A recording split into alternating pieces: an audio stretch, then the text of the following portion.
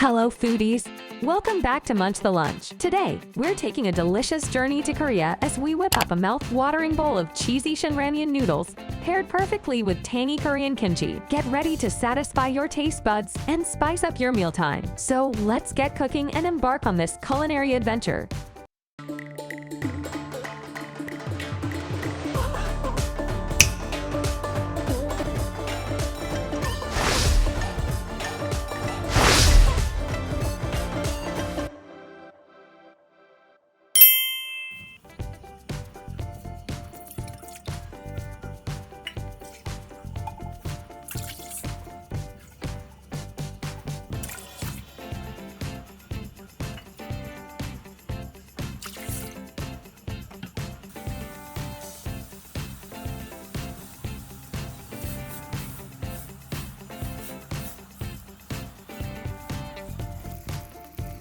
Please comment your name and the city you're watching from, because in our next video, we're sending a warm hug your way. Today's hug goes to Umar Farouk from Rawalpindi, Pakistan. So let's get cooking and share some love.